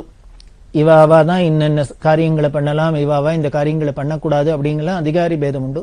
இது எதுக்கு அப்படின்னா, ஒத்தருக்குத்தர் பரஸ்பரம் ஒரு விரோதம் போட்டா போட்டி பொறாம பொச்சரிப்பு பெரிய அதனால கஷ்டங்கள் வராத இருக்கணும் அப்படிங்கிறதுக்காக இன்னென்னார் இந்த காரியம் தான் பண்ணலாம், இன்னென்னார் இது பண்ணக்கூடாது அப்படின்னு ஒரு நியமிச்சுட்டாக்க ஒத்தருக்கொத்தர் இன்டர்ஃபியரன்ஸ் இல்லாத, ஒரு கன்ஃபியூஷன் இல்லாத, போட்டி பொறாமை இல்லாத அமைதியா காரியம் நடக்கும். எல்லாரும் சௌரியமா இருக்கலாம். அதுக்காக தான் இந்த அதிகாரி பேதம் வச்சுது. அதை நாம சரியா புரிஞ்சுக்காதனாலதான் என்ன ஆயிடுத்து, இந்த அதிகாரி பேதங்கள்லாம் இருக்கக்கூடாது அப்படின்னு சொல்றதுனால எல்லாருக்கும் எல்லாம் அப்படின்னா, எல்லாரும் யாரு வேணா எதை வேணா அடையலாம் அப்படின்னாக்க ஒத்தராலையும் ஒன்னையும் அடைய முடியாத போய்டுறது. அதுல ஏதோ ஊரு 2 பட்டுதா, ஊரு 2 பட்டா கூத்தாடிக்கு கொண்டாட்டம் அப்படிங்கிறப்பல யாரோ ஒத்த 2 பேர் அதுல பெரிய பலன் அடைகிறாளே வழிய பொதுவா பார்த்தா ஜனங்களுக்கு கஷ்டம்தான் மிஞ்சி இருக்கு. அதுக்காக தான் அதிகாரி பேதம் வச்சிருக்கு. அதை நம்ம சரியா புரிஞ்சுக்கணும். என்னென்ன பண்ணக்கூடாது. வீட்டிலேயே இருக்கோம் அப்படின்னா அம்மா அண்ணா சமையல் பண்றா, அப்பா அண்ணா வெளியில போய் சம்பாதிச்சுன்னு வர, வேலைக்கார அண்ணா மற்ற காரியங்களை பண்றா அப்படின்லாம் இருந்தா ஒரு அழகா இருக்கு. அது இல்லாத யார் வேணா என்ன வேணா பண்ணலாம் அப்படின்னா ஒருத்தரும் ஒரு காரியத்தையும் பண்ண மாட்டா. இப்ப இல்லையா எல்லாரும் சேர்ந்து ஒரே காரியத்துக்கு போனா அவர் பண்ணட்டுவேன் இவர் இருப்பார், இவர் பண்ணிட்டுவேன் அவர் இருப்பார். நான் பண்ணா எப்படி இருக்கு, நீ இதே காரியத்தை நீ பண்ணா எப்படி இருக்கு, இந்த வேண்டாத கம்பேரிசன்லாம் வரும். ஒருத்தருக்கு ஒருத்தர் போட்டா போட்டி வரும், சண்டை சச்சரவு வரும், அமைதி கொலையும். அதனால இவாவா என்னென்ன பண்றது அப்படின்னு வச்சுட்டா தானே ஒழுங்கா அழகா நடக்கிறது. அப்படிதான் இந்த அதிகாரி பேதம். அதுல எதுக்கு இவ்வளவு தானே சொல்ல வரேன் அப்படின்னா, இப்போ இந்த நிகழ்ச்சியில இந்த பாஷ்ய பாடம் நடந்துட்டு இருக்கு. அப்போ இந்த சுந்தராம்பாங்கிற அம்மா மொள்ள ஒருத்தர் 2 பேர் பிடிச்சுன்னு வர வயசான அம்மா வரா, பெரியவா கிட்டக்கு வரணும் தரிசனம் பண்ணணும் அப்படின்ட்டு. அப்ப கால வேளையில இந்த பாஷ்ய பாடம் நடந்துட்டு இருக்கிறது என்ன பண்ணுவான்னா, இதுல ஸ்திரீகள் கேட்கப்படாது, அவளுக்கு இதுல அதிகாரம் கிடையாது அப்படின்லாம் ஒரு சம்பிரதாயம். அதனால இந்த கூட சன்னியாசிகள்லாம் இருப்பா. இந்த சாதுர் மாசத்துல பெரியவா மட்டும் இல்ல, பெரியவாளோட பல சன்னியாசிகள்லாம் அங்கேயே இருப்பா. சங்கல்பம் பண்ணிட்டு விரதத்தோடய எடுப்பா. இந்த பாஷ்ய பாடங்கள்லாம் நடக்கும். அந்த யாரோ ஒரு சன்னியாசியர் இந்த அம்மா வராதிங்க கிட்டக்க வரப்படாது. ஏன்னா பாஷ்ய பாடம் நடந்துருக்கு, அந்த அம்மா காதுல விழுந்துட போறதோ அப்படின்னு அவருக்கு யோஜனை போல இருக்கு. ஒரு சம்பிரதாயத்தை ஒட்டி வரக்கூடாதுன்னு கத்தினார். பெரியவா அவரை தடுத்து நிறுத்தினார். பிசாதரு வரட்டும் அப்படின்னு சொல்லி அவளை கிட்டக்க வர சொன்னா. வரத்தே பெரியவா சொல்றா, அவ தேவஹூதிடா அப்படின்னு. தேவஹூதி அப்படின்னு சொல்றா அப்படின்னா பெரியவா வாக்கால தேவஹூதி அப்படின்னா ஸ்ரீமத் பாகவதத்துல எடுத்து பார்த்தா தெரியும். தேவகூதி அப்படிங்கிறது எப்பேற்பட்ட மகாத்மா அப்படிங்கிறது. கபிலருங்கிற கபில வாசுதேவனை பகவான வயிற்றுல சுமந்து பெத்த தாயாரா, பகவானுக்கு தாயாரா இருக்கக்கூடிய பாக்கியத்தை அடைஞ்சோ. நீங்க பார்த்தீங்கன்னா கபிலோபாக்கியானம் முழுக்கலும் இந்த தேவகூதிக்குத்தான் சுவாமி உபதேசம் பண்ணியிருக்கார்.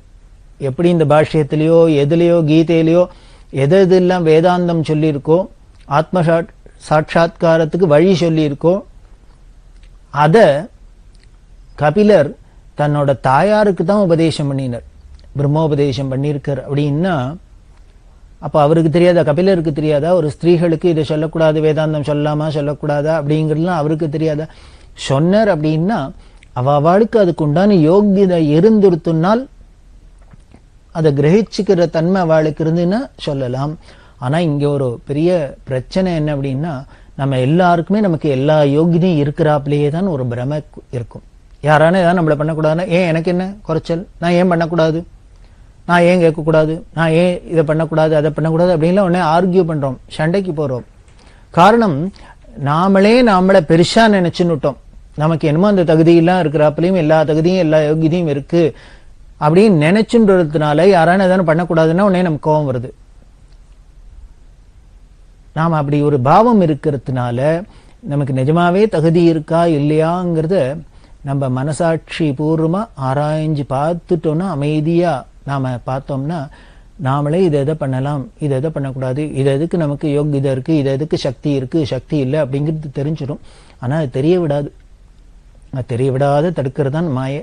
அந்த மாயையிலேருந்து விலகி இதெல்லாம் தெரியணும் அப்படின்னாக்க வேற ஒண்ணும் இல்லை. இதெல்லாம் தான் ஆத்ம குணங்கள். இதெல்லாம் தெரிஞ்சுக்கிறதுலாம் தான் ஆத்ம குணங்கள். இதுக்கெல்லாம் ஒரே வழி குரு கிருபை இருக்கிறது தான். அந்த குருங்கிறவன் இந்த கண்ணை திறக்கணும், அந்த அகக்கண்ணை திறக்கணும். திறந்தால்தான் நமக்கு இப்படி எல்லாம் புரிஞ்சுக்க முடியும், இந்த குணங்கள்லாம் வரும். அதனால நாம என்ன பண்ணுவோம், இதோ கபிலரே தேவகூதிக்கு பண்ணியிருக்கார், பெரியவாளே பாஷ்யபாடம் வரத்தே சுந்தராம்பாளை வரட்டும் தேவகூதின்னு சொல்லியிருக்கா அப்படின்னா உடனே யார் வேணா பாஷ்யபாடம் படிக்கலாமா, யார் வேணா இதை வேணா பண்ணலாமா அப்படின்னு நமக்கு தோணிடும். அது தோணக்கூடாது. நமக்கு அப்படி ஒரு பக்குவம் வந்ததுனால், யோகியதை வந்ததுனால் நாம போய் தேடிண்டே போக வேண்டாம், கேட்க வேண்டாம். ஈஸ்வரனே நேர அதை எடுத்துன்னு வந்துருவார். இப்ப பாக்குறமே 2 உதாரணத்துக்கே 2 ஸ்திரீகளை பார்த்துண்டா, யாக்ஞவல்கியரோட சம்சாரங்கள் எப்படி இருந்தா அவர் உபதேசம் பண்ணினா அப்படின்னா, அவளுக்கு அந்த யோகியதை இருந்ததுங்கிறத பார்த்தார், அதனால குருவா இவர் இருந்து கொடுத்தார். இப்போ தேவகூதிக்கு அந்த யோகியதை இருந்ததுன்னா கபிலரே வந்து அதை அனுகிரகம் பண்ணினார். சுந்தராம்பாளுக்கு அப்படி இருக்கும்னா பெரியவாளே வந்து அனுகிரகம் பண்ணினார். அது மாதிரி நமக்கு அந்த யோகியதை வந்து எடுத்துன்னா ஈஸ்வரனே அதை விட்டு வைக்க மாட்டார். பழுக்கிறதுக்கு தருணம் வந்துடுத்துனா பழுக்காத இருக்குமோ, பழுத்துடுத்துனா அப்புறம் மரத்துல ஒட்டுமோ? அதுக்குண்டான பக்குவம் வந்துடுத்துனா, காலம் வந்துடுத்துனா தானே கனியறாப்புல நமக்கும் அந்த யோகியதை இருந்துன்னா ஈஸ்வர அனுகிரகம் சும்மா விடாது, நம்மளை துரத்தினான்னு நமக்கு கொடுக்கும். அதுல தான் நாம திருடமா நம்பிக்கை இருக்கணுமே வழிய இது மாதிரி ஒன்னு ரெண்டு அங்கங்க நடக்கிற ஒரு நிகழ்ச்சிகளை வச்சுட்டு நாமும் அது மாதிரி ஏதோ அவளை மாதிரி நமக்கு யோகியதை இருக்கிறாப்புலையும் அந்த பக்குவம் வந்துட்டாப்புலையும்லாம் நாம பிரமிச்சுக்க கூடாது. அந்த பிரமையை போகணும். அதுக்கு தான் குருகிட்ட பிரார்த்தனை பண்ணும், பெரியவாள்கிட்ட பிரார்த்தனை பண்ணும், அந்த பிரமையை போக்கி நமக்கு அனுகிரகம் பண்ணும் அப்படின்னு.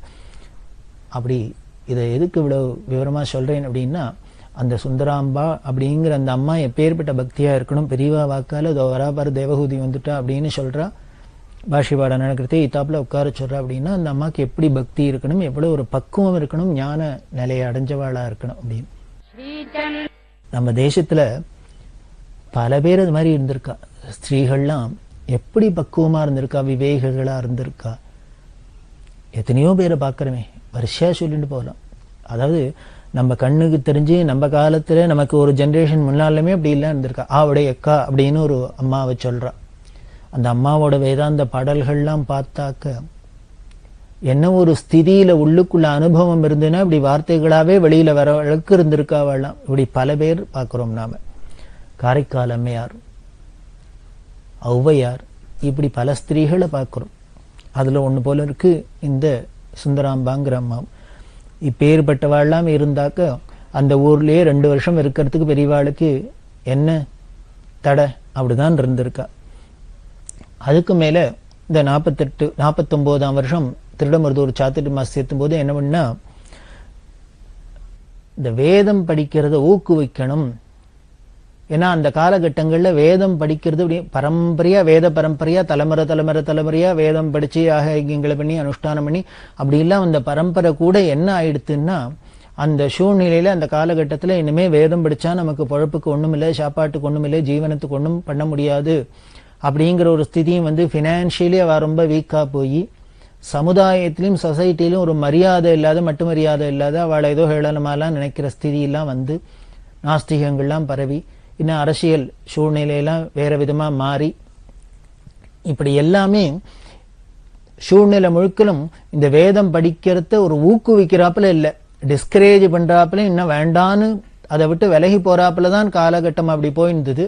அந்த ஒரு சமயத்துல இதை எதிர்நீச்சல் போட்டு அதை காப்பாத்தி இன்னைக்கு வேதம் படிச்சவாள்லாம் இருக்கா, கௌரவமா இருக்கா, சௌக்கியமா இருக்கா, அவ லைஃப்ல நல்லா கம்ஃபர்டபுளா இருக்கா அப்படின்னா அதுக்கெல்லாம் காரணம் இந்த பிரபுவான மகானான காஞ்சி பெரியவா பண்ணினதுதான் அப்படிங்கிறது சர்வ நிச்சயமா எங்க வேணா நாம சத்தியம் பண்ணி சொல்லலாம். அவளோட கடினமான அந்த தாபம் முயற்சியினால்தான் நடந்தது. அப்படித்தான் இந்த வேதத்தை படிக்கிறத ஊக்குவிக்கணும், அந்த வேதம் படிச்சவாளுக்கு ஒரு உற்சாகம் வரணும் அப்படிங்கறதெல்லாம் மனசுல வச்சுன்னு பெரியவா பல திட்டங்கள் போட்டு பல காரியங்கள் பண்ணியிருக்கா. அதுல இந்த 49ஆம் வருஷம் என்ன பண்ணா, கல்வைத்த வாரம் அப்படின்னு ஒரு சிஸ்டத்தை சொன்னா. இந்த கல்வைத்த வாரம் அப்படின்னு ஒரு பரீட்சை, ரொம்ப டஃப்பான பரீட்சை, கடினமான பரீட்சை. இத யஜுர்வேதத்துல, கிருஷ்ண யஜுர்வேதம் அப்படின்னு சொல்லக்கூடிய கிருஷ்ண யஜுர்வேதத்துல பெரியவா முதல்ல வச்சா. இந்த கல்வைத்த வார பரீட்சைன்னா என்ன அப்படின்னா, யாரு வேணா அந்த வேதம் படிச்சவா அதுக்கு பதப்பாடம் வரைக்கும் ஆயிருக்கணும். கிரமபாடி கணபாடி யாரா இருந்தாலும் சரி அவ வந்திருக்கணும். யார் வேணா பார்ட்டிசிபேட் பண்ணிக்கலாம். அதுக்கு ஜட்ஜா நல்ல வித்வான்களா 3-4 பேர் இருப்பா. அவ என்ன பண்ணுவா, இப்ப எஜுர்வேதத்துல இத்தனை காண்டம் இருக்கு அப்படின்னா, 7 காண்டம் இருக்கு அப்படின்னா அதுல எத்தனை பிரச்சனைகள் இருக்கோ அவ சோழி போட்டு பாப்பா. சோழி போட்டு பார்த்து ஏதான ஒரு 4 அப்படின்னு நம்பர் வந்ததுன்னா 4வது பிரச்சனத்துல அந்த 4வது காண்டத்துல அதுல எத்தனை பிரச்சனம் இருக்கோ அதுல அத்தனை பிரச்சனத்துக்கு ஒன்னே சோழி போட்டு பார்க்க. அதுல என்ன நம்பர் வருதோ அத்தனாவது பிரச்சனம், அதுல அப்புறம் எத்தனாவது பஞ்சாதியிலேருந்து அப்படின்னு வரணும் அப்படின்னா அதுக்கு நம்பரை போட்டு பாக்குறது. இப்படி போட்டு பார்த்து, அதாவது ஷீட்டு குலுக்கிறாப்புல, லாட்டரி ஷீட்லாம் குலுக்கிறாப்புல குலுக்கினா என்னென்ன நம்பர் வருதோ அது இத்தனாவது காண்டம், இத்தனாவது பிரச்சனம், இத்தனாவது பஞ்சாதியிலேருந்து அப்படின்னு வரும். அது வந்தோடனே எய்தாப்புல யாரெல்லாம் பார்ட்டிசிபேட் பண்றாளோ அவள்கிட்ட இதை சொல்லுவா. இத்தனாவது காண்டத்துல, இத்தனாவது பிரச்சனத்துல, இத்தனாவது பஞ்சாதி அப்படின்னு சொன்னாக்க அது ஆரம்பிச்சு, அது ஆரம்பம் அதுலேருந்து ஆரம்பிச்சு 250 பதம் சொல்லணும்.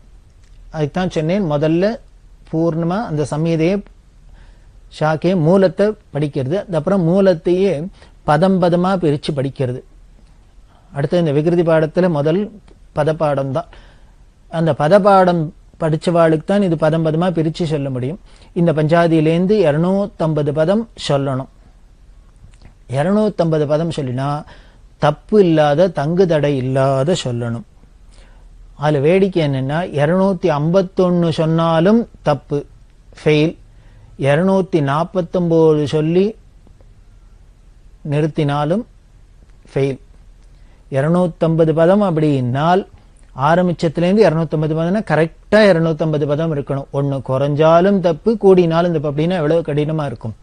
ஏன்னா நம்ம சொல்லிண்டே வரத்தையே அது சில சமயம் ஒன்னு கூடிடலாம், குறைஞ்சுடலாம். இப்படி பதமா சொல்லிட்டு வரத்தையே அடுத்தது என்னங்கிறது மறந்து போனாலும் போயிடும். இப்படி பல கஷ்டங்கள்லாம் இதுல இருக்கு. இது எதுக்கான இப்படி மறக்கப்படாது, கரதல பாடமா இருக்கணும் அந்த வேதம்ங்கிறது. அதுக்காக தான் பெரியவா என்னம்னா இந்த கல்வைத்த வாரம்ங்கிற பரீட்சை வச்சா ரொம்ப அழகா இருக்கும். அதை போய் பார்த்தாலே த்ரில்லா இருக்கும். இப்பவும் பல இடங்கள்ல நடந்துன்னு இருக்கு. அதை முதல்ல இப்படி பண்ணினா அப்படின்னா திருடமருதூர்ல தான் பெரியவா பண்ணினா. இதுல கூட குறையாத சொல்லணும் அப்படின்லாம் சொல்றதுனால முதல் நாளைக்கு 3 பேர் பாஸ் பண்ணினா. எத்தனையோ பேர் பார்ட்டிசிபேட் பண்ணுவா. வேதம் படிச்சவாள்ல பல பேர் வந்து பார்ட்டிசிபேட் பண்ணுவா. இப்படி இந்த கூட்ட குறைச்சல் இல்லாத ஒழுங்கா சொல்லி நிறுத்தணும் அப்படின்னா, தங்கு தடை இல்லாத சொல்லி நிறுத்தணும்னா அவ அப்படி சொன்னவாதான் பாஸ் பண்ணினான்னு அர்த்தம். அதுல முதல் நாளைக்கு பரீட்சையில 3 பேர் பாஸ் பண்ணினா. நிறைய பேர் கலந்துனா அதுல 3 பேர் தான் பாஸ் பண்ணினா. இத முதல் நாளைக்கு பார்த்தோன்னே மற்றவாளுக்கெல்லாம் உற்சாகம் வந்துடுத்து. அடுத்தது மறுநாளைக்கு 6 பேர் பாஸ் பண்ணினா. இப்படி அந்த லிஸ்ட் போறது. இந்த முதல் நாள் 3 பேர் பாஸ் பண்ணினோன்னு அவளுக்கு ஒரு பிரைஸ் கொடுக்கணுமே. என்ன கொடுக்கலாம் அப்படின்னா, என்ன பண்ணினா பெரியவா ஸ்வர்ணம் கொடுக்கணும் அப்படின்னு. இருக்கிறதுலே உயர்ந்த சன்மானம் வேத வித்துக்களுக்கு பவுன் அப்படின்னால ஸ்வர்ணம் சம்பாவனை பண்ணும் அப்படின்ட்டு அந்த 3 பேருக்கும் 3.5 பவுன் 3.5 பவுன் அப்படின்னு கொடுத்தா. அதாவது 3.5 பவுன் அப்படின்னா இன்றைய கால கணக்கில் பார்த்தா 25 கிராம். 3 பேருக்கு 25 75 கிராம் சம்பாவனை பண்ணினா. மறுநாளைக்கு 6 பேர் பாஸ் பண்ணானும்.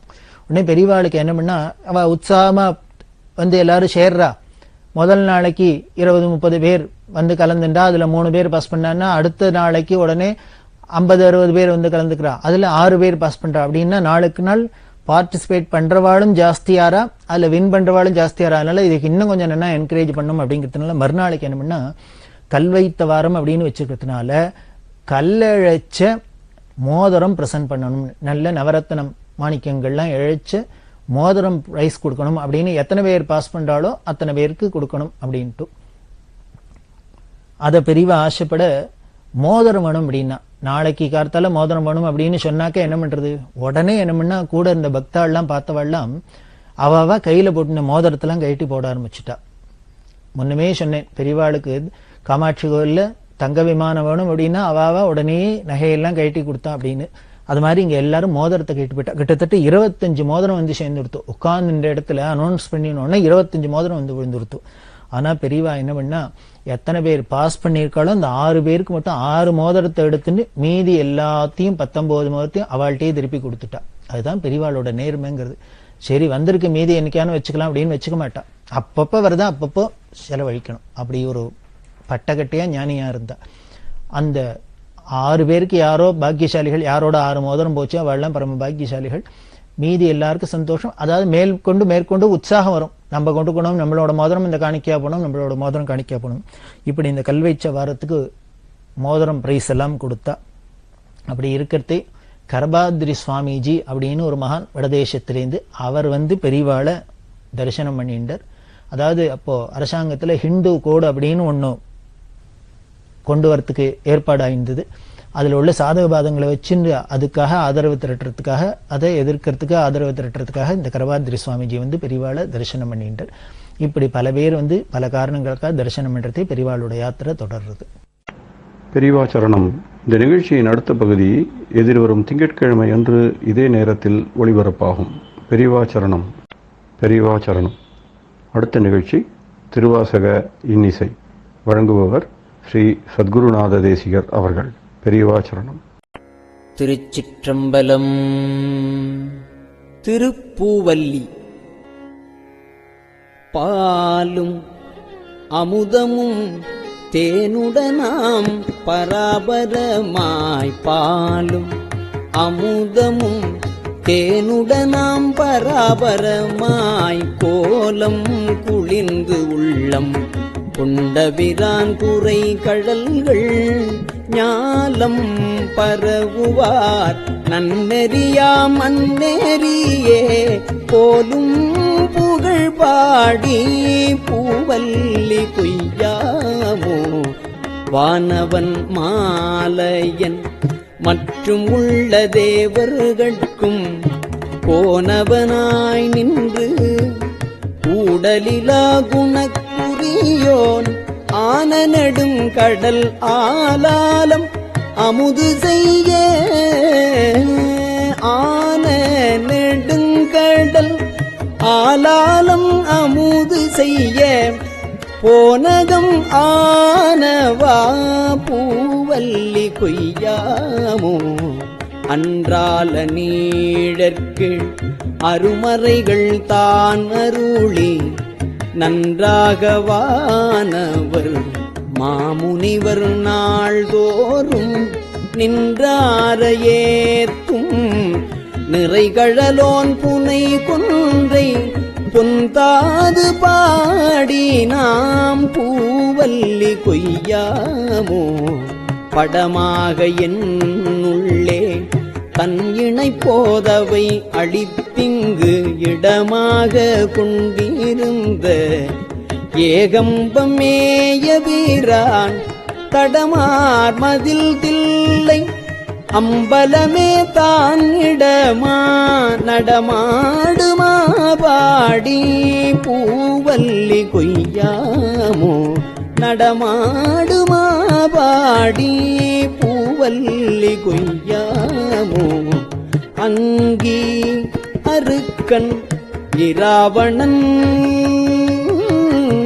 அங்கி அருக்கன் இராவணன் அந்தகன் கூற்றன் செங்கண் அரி அயன் இந்திரனும் சந்திரனும் பங்கமில் தக்கனும் எச்சனும் தம் பரிசழிய பொங்கிய சீர்பாடி நாம் பூவல்லி கொய்யாமோ.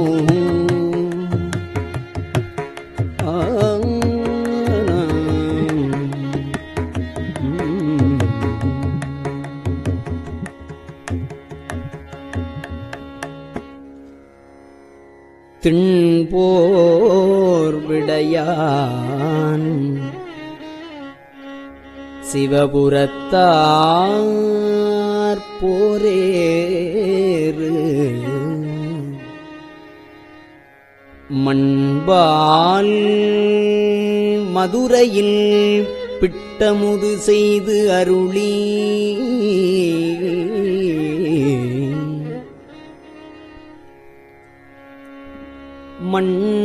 மண்பால்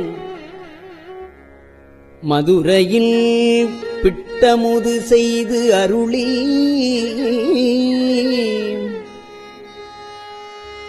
தண்டாலே பாண்டியன் தன்னை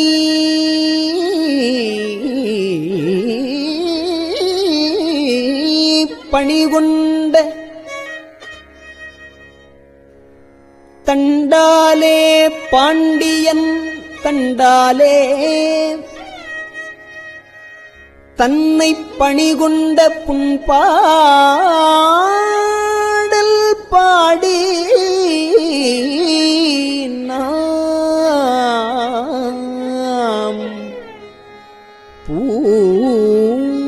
பூவல்லி கொய்யாமோ.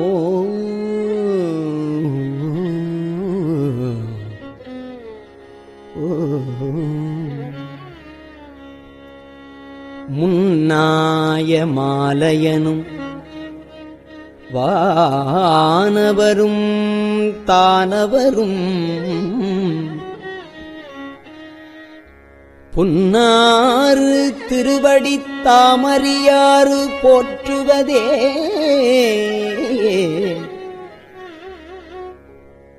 என் நாகம் உள்புகுந்து ஆண்டு கொண்டான் இலங்கு அணியாம் பன்னாகம் பாடி நாம்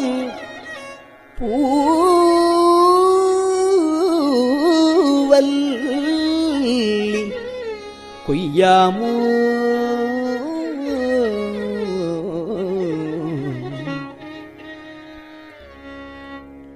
சீரா திருவடி திண் சிலம்பு சிலம்பொலிக்கே ஆராத ஆசையதாய் ஆராத ஆசையதாய் அடியேன் அகமகிழ சீரா திருவடி திண் சிலம்பு சிலம்பொலிக்கே ஆராத ஆசையதாய் அடியேன் அகம் மகிழ தேரார்ந்த வீதி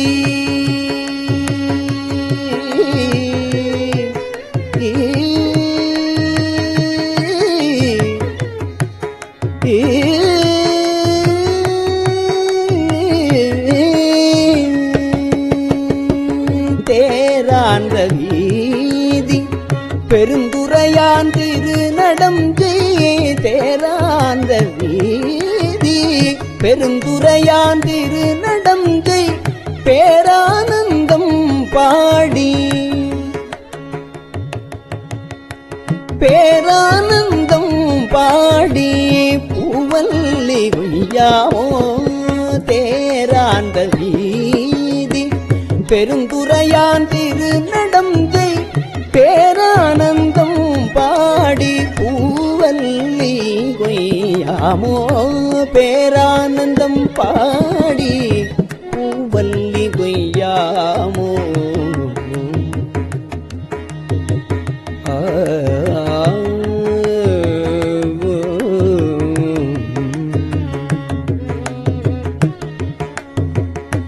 அத்தி உரித்தது போர்த்தருளும் பெருந்துரையான் அத்தி உரித்து அது போர்த்தருளும் பெருந்துரையான் பித்த வடிவு கொண்டு இவ்வுலகில் பிள்ளையுமாம் முத்தி முழு முதல் உத்தர கோசமங்கை வள்ளல்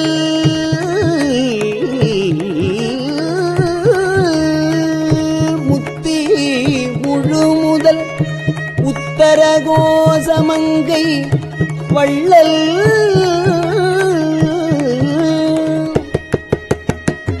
புத்தி புகுந்தவா பூவல்லி பொய்யாமோ மாவார ஏறி மதுரை நகர் புகுந்தருளி மாவார ஏறி மதுரை நகர் புகுந்தருளி தேவார்ந்த கோலம் திகழ பெருந்துரையான் கோவாகி வந்து எம்மை குற்றேவல் கொண்டருளும் கோவாகி வந்து எம்மை குற்றேவல் கொண்டருளும் பூவார் கடல் பரவி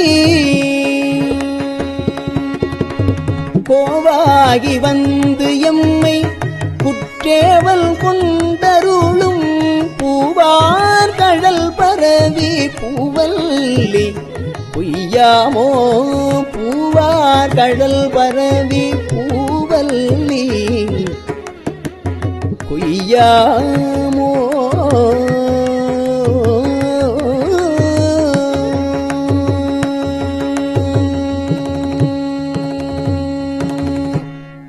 திருச்சிற்றம்பலம். பெரியவா சரணம். இந்நிகழ்ச்சியின் அடுத்த பகுதி நாளை மாலை இதே நேரத்தில் ஒளிபரப்பாகும். பெரியவா சரணம். பெரியவா சரணம். பெரியவா வானொலியின் இன்றைய நிகழ்ச்சிகளின் நிறைவாக திருப்பொன்னூசல் வழங்குபவர் சத்குருநாத தேசிகர் அவர்கள். பெரியவா சரணம். திருச்சிற்றம்பலம். திரு பொன்னூசல். உன்னற்கரியதிரு உத்தர கோசமங்கை உன்னற்கரியதிரு உத்தர கோசமங்கை மன்னி போலிந்திருந்த மன்னி போலிந்திருந்த மாமரையோன் தன் புகழே பன்னி பணிந்திரஞ்ச பாவங்கள் பற்றறுப்பான் அன்னத்தின் மேலேறி அன்னத்தின் மேலேறி ஆடும் அணி மயில் போல் என்னத்தன் என்னையும் ஆட்கொண்டான் எழில்வாடி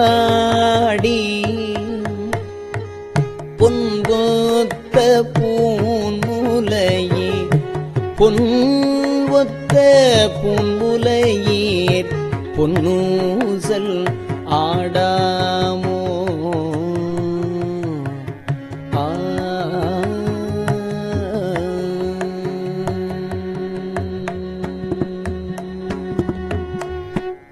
திருச்சிற்றம்பலம். கஞ்சிவய காமாட்சி தன் குழந்தாய் சங்கரரே கஞ்சிவய காமாட்சி தன் குழந்தாய் சங்கரரே குரு சந்திரசேகரரே உறங்கிடுவீர்களே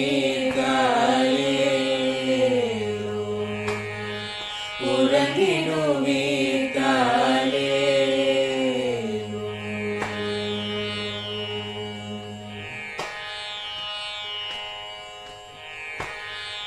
ஆதிகுரு சங்கரராய் அன்றொரு நாள் வந்தவரே அறுபத்து எட்டாகும் பீட்டபதி காலேரோ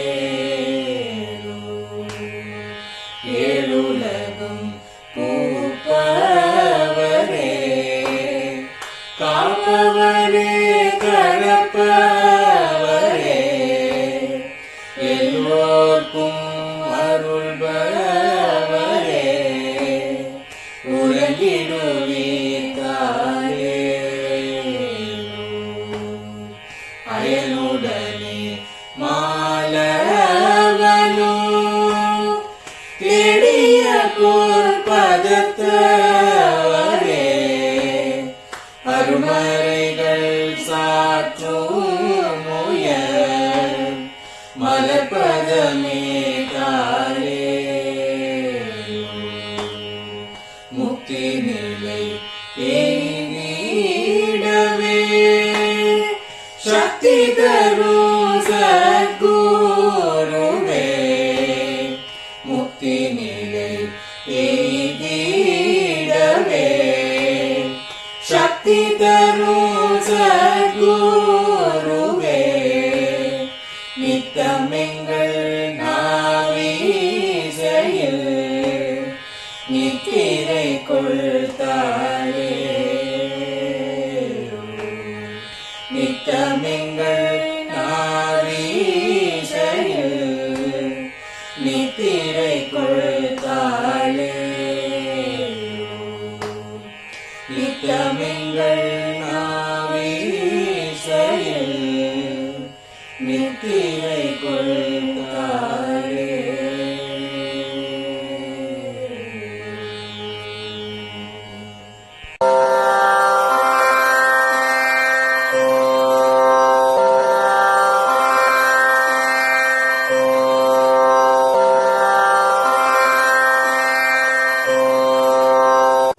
பெரியவாசரணம். பெரியவா வானொலியின் மாலை நிகழ்ச்சிகள் இத்துடன் நிறைவடைகின்றன. எமது அடுத்த ஒளிபரப்பு நாளை காலை இந்திய நேரப்படி 6 மணிக்கு துவங்கும். பெரியவாச்சரணம்.